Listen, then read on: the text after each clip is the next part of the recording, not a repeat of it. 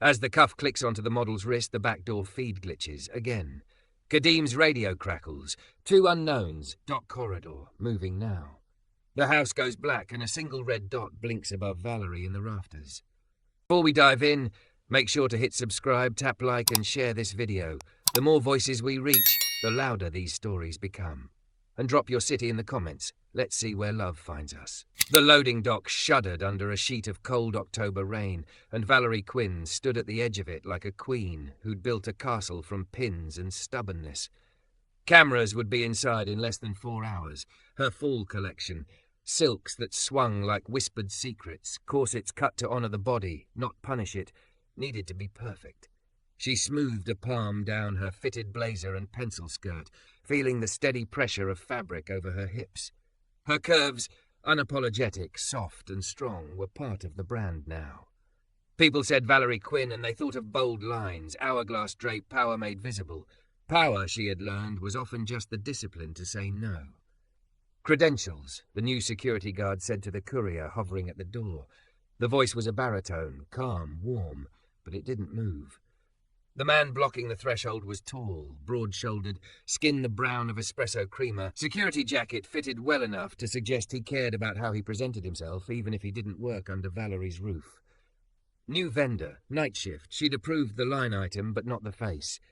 His name tag read, Kadeem Bishop. The courier tried a laugh. I've got a garment for look 7. If it doesn't steam in 10, the stylist's gonna... Credentials, Kadeem repeated, not unkind. Then logged the drop. Bag stays sealed till a floor lead signs. Valerie checked her watch. The small cruelty she allowed herself.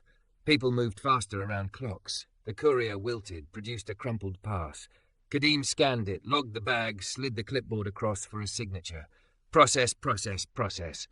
Valerie's jaw tensed despite herself. Inside the studio, colour burned, crimson on a dress form, coal blue velvet flung over a chair.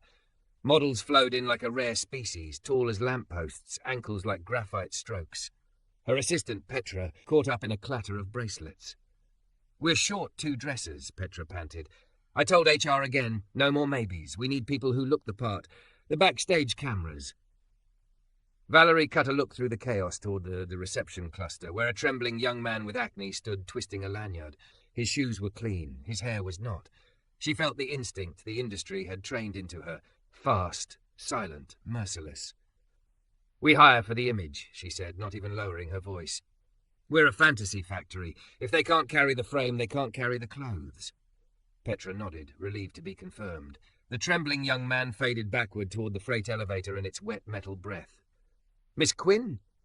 A stylist, Keisha, was running, eyes wide. The cuff for look 11. The diamond one. I left it on my station. Find it, Valerie said, old fear stinging her teeth. The cuff had been her mother's. Renovated, modernized. Family memory turned into runway menace. We rehearsed chain of custody for jewellery. Nobody breathes on that cuff without your sign-off. I know, A commotion at the door cut through the studio's warm thrum. Valerie turned and saw him again. Kadeem, one arm up, not touching, simply being a wall. An influencer with a glittering phone case tried to slip past in a fog of perfume. Baby, my face is the invite, the woman said, smiling daggered warmth. And management loves me. Kadeem smiled back, unruffled. I'm sure they do. Management still wants me to scan your pass. Val, the influencer spotted her, already switching tone. Tell your guy to relax. I'm doing stories. Valerie felt the oncoming headache like a neon flicker. She moved with the certainty of a woman who built altars out of schedule. Scan her, she told Kadeem, but don't let anyone without a pass-through. Anyone. Yes, ma'am, he said, as if she'd asked him whether the rain was wet. The scanner beeped. The gate swooshed. The storm moved along. Keisha hovered at Valerie's elbow, small and frantic. It's gone. The cuff, I swear I turned around for a second. It would have been easy, so terribly easy, to rip through the nearest dresser with words and salt the earth. Instead, Valerie said, then we reverse the earth. Check every station. Petra. Lock the back door. Kadeem. He was already there, answering the name like he'd owned it for centuries.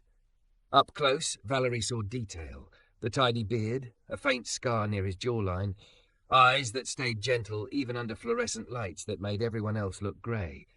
We're missing a piece. Jewellery, she said. If anyone tries to leave with something they didn't arrive with, I'll handle it, he said. No puffing chest, no strut, just that calm. Do you want me to pull last hour's camera? Pull everything since crew call. He nodded and vanished. Valerie pivoted back into the swarm. Steam hissed. Someone coughed. Over the din, she caught a seamstress's voice, half-whispered. She only hires a certain kind. Pretty, skinny. Valerie heard it like glass. There was a reason she made clothes that could hold a woman like her. But a brand was a mirror. What did it reflect if the rule under the rule was that a face could purchase entry where a heart could not? Miss Quinn. Kadeem again, quiet at her shoulder like a lighthouse. He held up a small velvet box sealed in a zip bag with a white label. Floor 2, back exit, 1642, found by K. Bishop. Her mother's cuff gleamed in the plastic, bright as a dare. Valerie's breath knocked her ribs. Where? Left on a rolling cart by the back door. I locked it, logged it, and brought it straight to you. You can check the camera. Why didn't you bring it straight then? Keisha blurted, even though the sentence made no sense. Kadeem blinked once. I did. I mean, why not give it to me? I mean, it's mine. My station. Valerie saw it, the twitch at the corner of his eye that meant he had swallowed 3 answers before choosing the right one. Chain of custody, he said finally, meeting Valerie's eyes, not the stylist's. If something goes missing and I hand it to the wrong person, it's my problem. This way, it's logged as returned to you, Miss Quinn. Somewhere inside Valerie, space opened like a zipper. She took the bag, passed it to Keisha. Guard it with your life, she said. Then to Kadeem, thank you. He nodded, one clean dip. Cameras also show a shadowed figure at the back exit, 1639. Hood up, could be anyone. Pull it, Valerie said. Enhance what you can. Send it to Petra. He didn't move. May I speak frankly? Her assistant flinched. Her stylist looked offended. Valerie lifted one eyebrow, the yes that had saved and ruined careers. I've worked a lot of doors, Kadeem said. People think doors are just rectangles, but they're stories. Who gets in? Why? Tonight I watched 3 folks breeze past your front desk because their faces were familiar. We slowed a kid down because he didn't look like this place. He carried a sewing kit like it was his little brother. I'd bet he'd outwork anyone here if you gave him a badge. Petra turned red. Keisha found a clipboard to glare at. Valerie's mouth opened. The comeback perched there. Perfect. We hire for the image. We curate the world we want to sell. But the cuff's bright face winked back at her through plastic like a jury. You're new, she said instead. Yes, ma'am. So you're not telling me how to run my studio? No, ma'am. You're telling me how to guard it. He tapped the logbook against his palm just once. Yes, ma'am. Something like laughter tried to rise in her. She pressed it down with habit and turned away. Petra, find the kid. If he's still here, give him a badge. Provisional. Petra stared. But image. Badge, Valerie snapped, and the word tasted like a risk that might turn into relief if she let it. The fire alarm shrieked. For a second, the world went white and soundless. Then the room erupted. Steamers spit, models startled. Someone yelled, "It's the irons!" And the smell of scorched fabric nudged panic like a thumb on a bruise. In the strobe light, the dresses looked like ghosts trying to remember their bodies. Everybody out, Kadeem called, voice clear, already ushering traffic, palms open, posture steady. Don't run. Don't push. Hands off the racks unless you're assigned. A model in 5-inch heels jerked, ankle twisting. Valerie reached, but Kadeem was there first, catching the woman with a careful hand on her arm. No grabby panic, just a human hinge. He guided her to the door, pivoted back, and blocked a cluster of phones with a level look that melted ego down to cooperation. Miss Quinn, Petra coughed through smoke, if we flood the sprinklers, the velvet. Sprinklers are manual in this studio, Valerie said. Turn off the irons. Cut the steam. Open the dock doors. Kadeem shouldered through to the back, hauled the manual roll-up chain, and the dock yawned black. Rain knifed in, cold and righteous. The smoke thinned, then unravelled. Somewhere, a steamer died with a sad rattle. In the thin-edged quiet that followed, Valerie heard a sound she couldn't place. A knock? A thud? She tracked it to the photography room, door closed, handle twitching. Help, a muffled voice said, small and afraid. I'm in here. Hello? Kadeem beat her to it. The handle stuck. He leaned a shoulder in, weight controlled, and the door gave. Inside, Jules, the pattern maker who remembered every measurement like other people remembered birthdays, stood pale with fear, hand on his chest. "Someone locked me in," Jules stammered. "I came to fix the hem on look to, and the door just wouldn't." Valerie's stomach went iceberg cold. "Who has this key?" she asked Petra. "Just me, you, and Keisha," Petra whispered, eyes tiny with shock. "And facilities." "And." Kadeem hadn't moved from the doorway, taking up space like an answer. "Cameras," he said softly. "Cameras on that corridor died at 1638, then came back." "Sabotage," Valerie said. The word lay awful and absolute on her tongue. Sabotage in her house, on the night her mother's cuff nearly walked out the back door.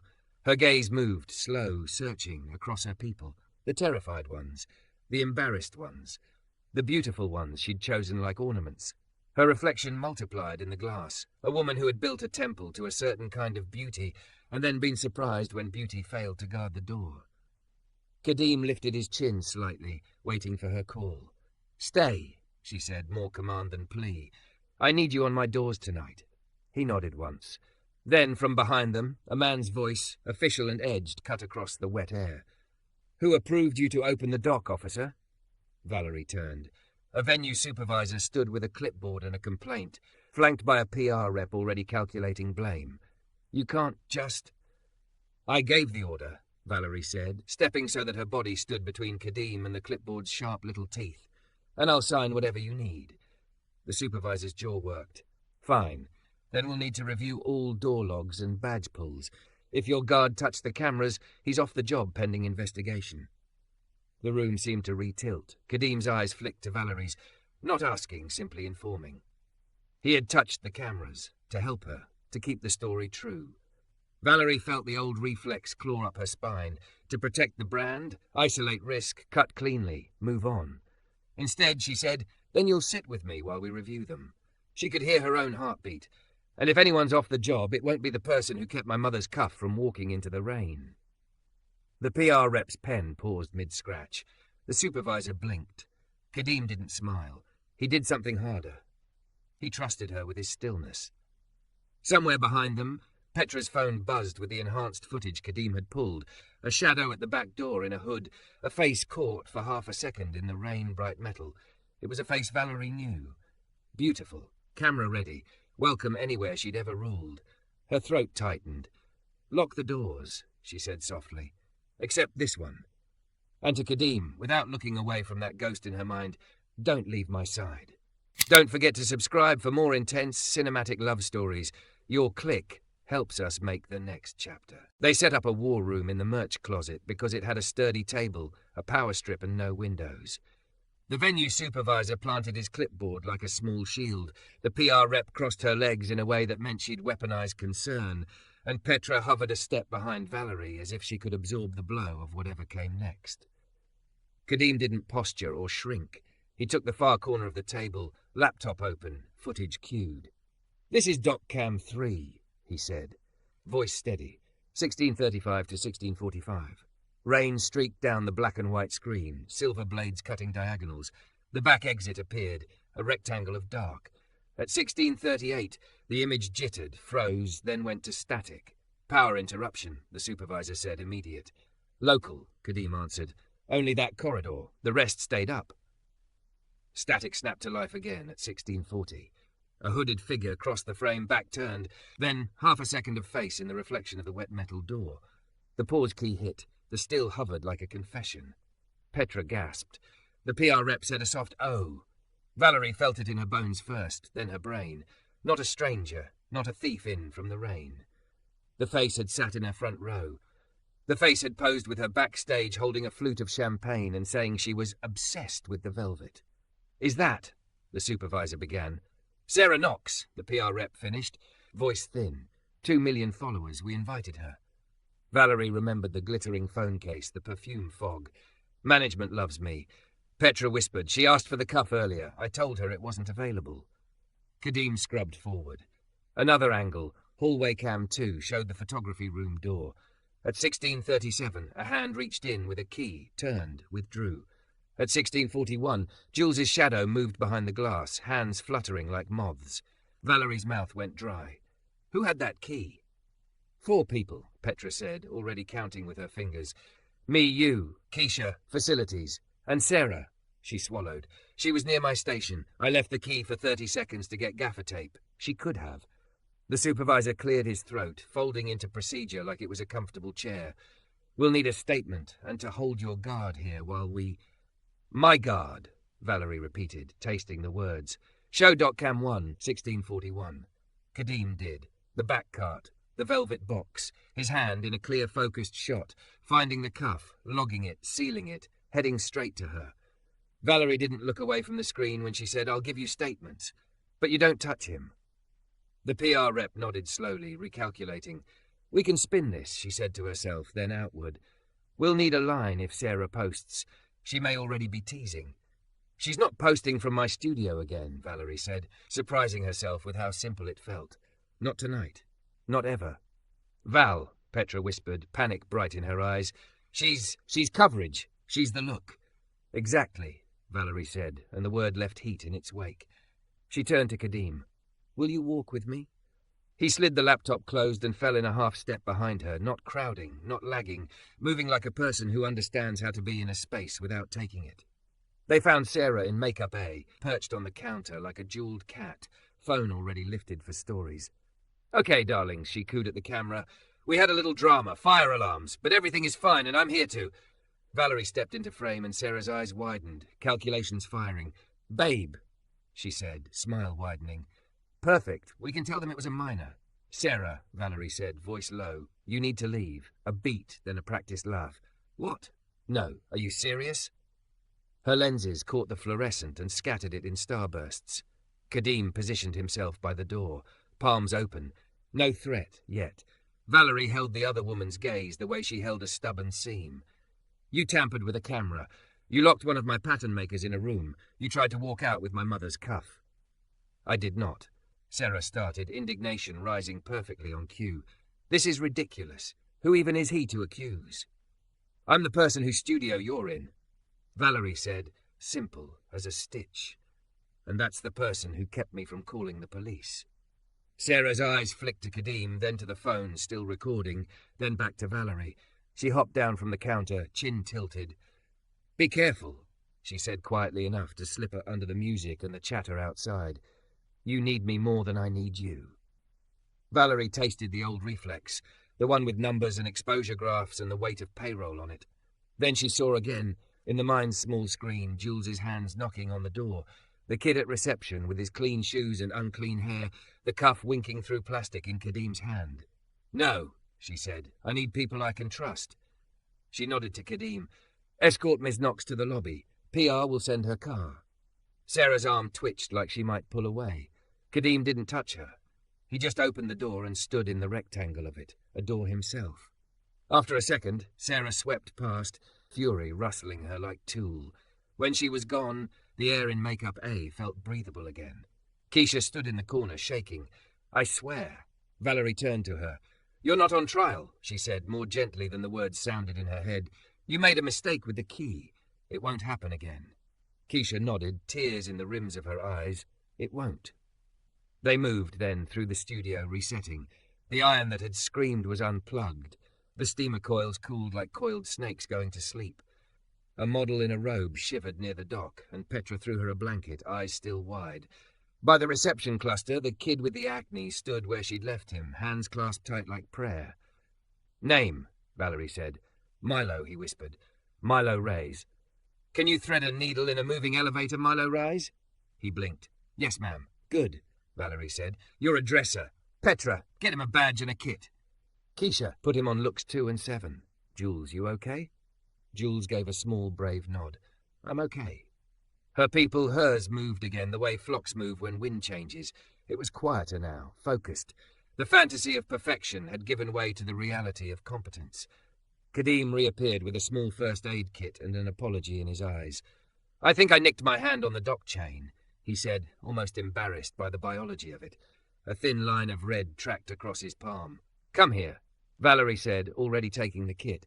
They stood in the shadow of a rolling rack while she wiped his skin with an alcohol pad. The scent bit. He didn't flinch.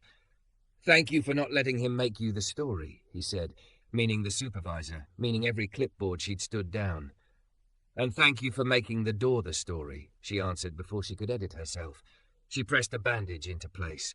"Chain of custody. Cameras. Calm voice. Where did you learn to be—" "Like that?" He shrugged, then seemed to consider the truth. "My mother ran a daycare out of our house," he said. "Chaos was daily. She taught me that if you move slower and lower, kids follow your hands instead of your voice. Later I did night security at a hospital. If you panic, people get hurt. My job is to make the space safe. Sometimes that looks like saying no to pretty people." Valerie's laugh cracked out and then softened into a breath. "I built an empire on yeses to pretty people." He glanced at the bandage, at her hands on his skin, then up. "Maybe you built it on how you see beauty," he said. "Maybe tonight you change what that means." She felt something tip, not in the room, but inside her. An invisible line she'd walked for years, suddenly visible, its edge as narrow as a blade. "Stay on my doors," she said, because if she said anything else, she might say everything. "And if you see me looking the wrong way, say my name." The corner of his mouth answered with the smallest smile. "Yes, ma'am." By midnight, the studio had returned to its hum. Racks aligned, names taped over chairs. Sarah's absence left a brittle silence that slowly warmed as people realized the ceiling hadn't fallen. Milo proved quick. He anticipated pins like he could read fabric's mind. Keisha, chastened, moved with fierce grace, the cuff never leaving her wrist except to slide onto the model at rehearsal. Jules stood in the aisle during the final run-through, arms folded, watching like a guard dog with a measuring tape. The venue supervisor returned with a cautious apology stamped all over his posture. "The footage is clear," he said, eyes averted from Kadeem. "We've flagged Miss Knox's badge. We also found a portable Wi-Fi jammer in a trash bin near the corridor, likely the cause of the camera flicker." Valerie kept her face neutral. Inside, a strange relief threaded with anger settled. "Thank you," she said. "We'll handle it from here." When the last model stepped out of rehearsal heels and into soft socks, Petra tugged Valerie's sleeve. "You should go home," she said. "Sleep 2 hours. I'll lock up." "I'm staying," Valerie said. Then, because the floor had shifted and she was learning to walk on it, "We're staying." She looked to Kadeem. He inclined his head. "I'll be at the dock." "Take a chair," she said, "and coffee." At 2:07 a.m., Valerie slipped into the dock to bring him both. The rain had softened to a whisper, the kind that made the city sound like it was telling a secret. He took the cup with a quiet thanks, eyes scanning the alley, the door, the seam where inside met out. "It'll be louder tomorrow," she said, leaning on the cold metal. "Flash and frenzy. They'll ask me about velvet and necklines and the women I dress. I'll tell them I dressed one more tonight." "Who?" he asked, genuinely curious. "Myself," she said. "Different this time."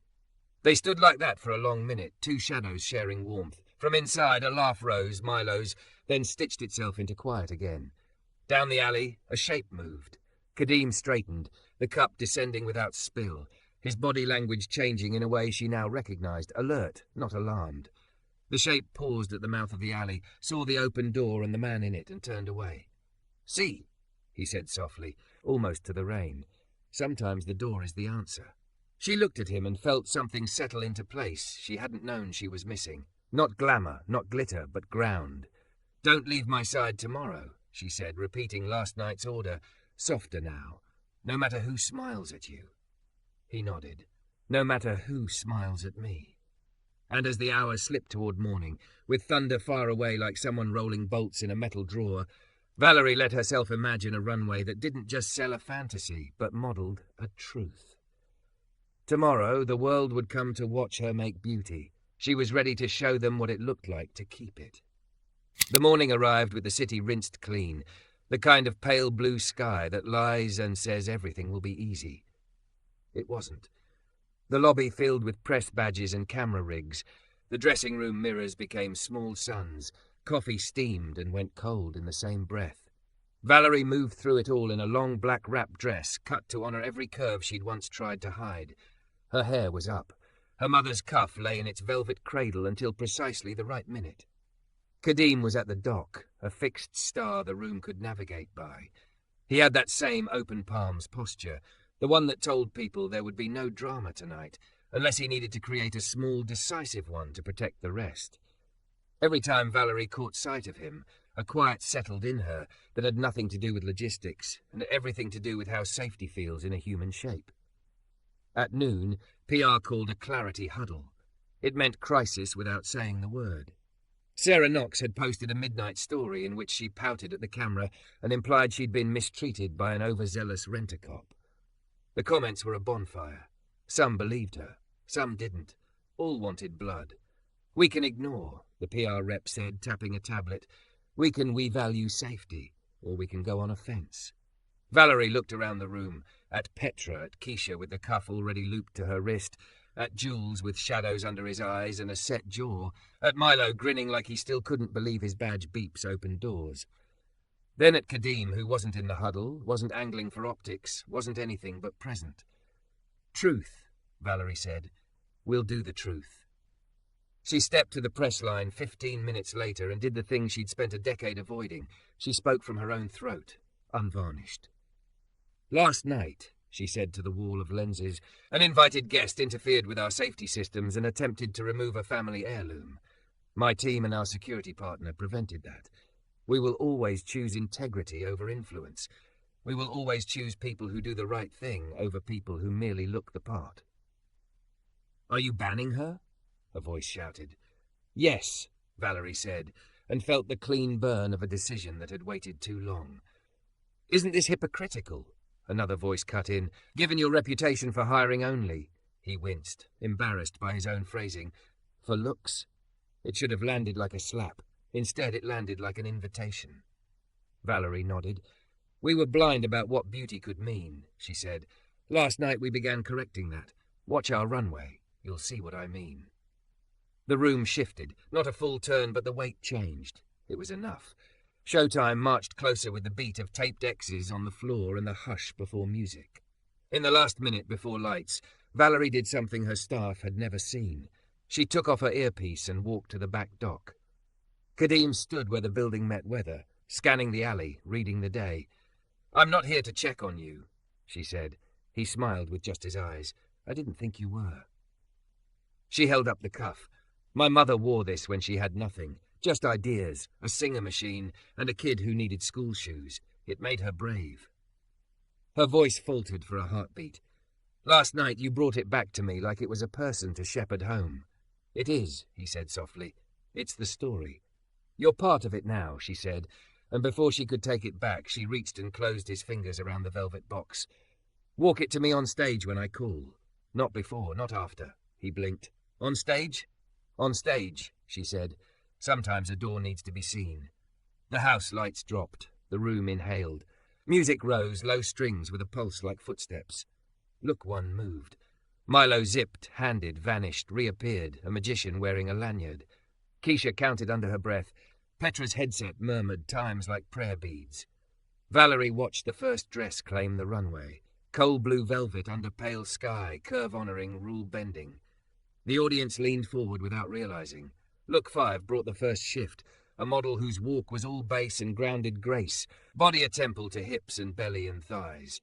The dress didn't hide, it framed. The room went silent in a way no photograph could hold. A murmur rippled, surprise, then recognition. People sat up straighter. At look 7, the zipper stuck, a collective intake of breath. Valerie moved, but Milo was already there, steady hands, small smile. "Elevator needle trick," he whispered to the model, and the teeth aligned like a decision you finally made. She flowed out and took the light like she'd been born in it. Backstage, the venue supervisor approached with 2 fire marshals, his clipboard now an olive branch. "We're doing a walkthrough on the alternate egress," he said. "Your guard, Mr. Bishop, suggested it. Smart to widen the exit path." He hesitated. "I was wrong last night." Kadeem nodded once, accepting the apology without turning it into theatre. Valerie felt something hot and grateful climb her ribs. Look 11 was the moment. The dress her mother sketched on grocery paper a lifetime ago. The one Valerie had remade in silk that caught light like water and refused to apologize for a single inch of the body inside it. She stood at the curtain, breath loud in her own ears. "Val," Petra said, hand at her elbow, "you're shaking." "I'm alive," Valerie answered and stepped out. She didn't walk the full runway. This wasn't a victory lap. She stopped just at the edge of the light and faced the crowd. "There is one accessory missing," she said into the hush. "A cuff with a story." She looked to the dock. Kadeem walked from shadow to stage as if he'd been doing it all his life and choosing not to. He wasn't dressed for spotlight. He didn't need to be. The audience turned as one, cameras lifting in a sound like rain. He reached her, not touching, offering the velvet box on his open palm the way people in old movies offer rings, with reverence. She took it, turned to the model, slid the cuff over the silk, and for a blink the three of them stood linked by a line of silver. Designer, guard, woman walking the world. Applause cracked, then rolled. Not feverish, grateful. Backstage, people cried without makeup, streaking because waterproof had finally justified its existence. Keisha hugged Jules. Jules hugged the cuff with his eyes. Milo fist-bumped the air, then caught himself and went crimson. Valerie found Kadeem at the side curtain. He looked like he was trying to turn back into a wall. She stepped into his gravity. "Thank you," she said, and the word wasn't big enough. "You did that," he said. "We did," she replied, and because the world was a lens hungry for the wrong kind of story, she kept her hands at her sides.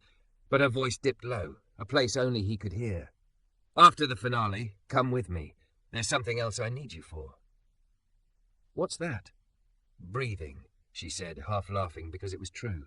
"And a job offer. Head of security, yes, but broader. Culture guard, door thinker, someone who tells me when I'm looking at the wrong pretty thing."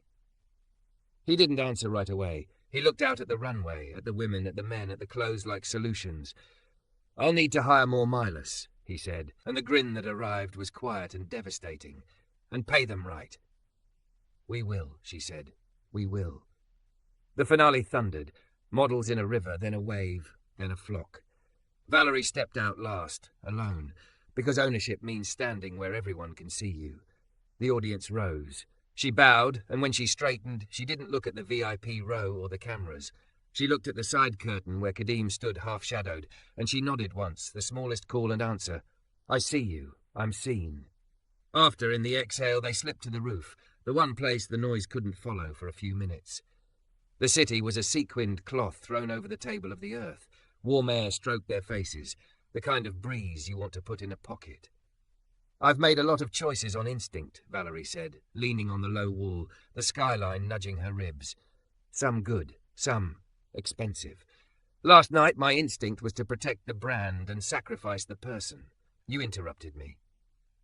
"I reminded you of your mother," he said, easy as describing the weather, "of why you started. That and a thing I forgot I wanted." She glanced at him. "A partner who isn't impressed by me." He was quiet so long she wondered if she'd overstepped. Then softly, "I am impressed by you, Valerie, but not by the myth, by the woman who told an influencer no, who hired a kid for hands and heart, who walked into her own light without an apology." Heat rose. Pride, yes, and something that felt like being centered after years on tiptoe. "You talk like a preacher." "My mother would tell you amen," he said, smiling. She turned to face him fully. "Dinner," she said, not a question. An offer laid on the table between them like the cuff had been. Simple, valuable, made to be worn. "When the dust settles." "The dust never settles," he said, and she laughed because he was right. But yes. They stood there a beat too long for colleagues, and not long enough for lovers. She could feel the line and chose not to cross it yet, savouring the rare sweetness of patience. Downstairs, the world waited to write their version. Out here, the truth breathed. A curvy woman in a black dress who had finally designed herself honest, and a black guard whose integrity wasn't a headline but a habit. She threaded her arm through his, not a claim, a thanks, and together they went back down into the noise she'd made, ready to guard it, guide it, and let it change them both.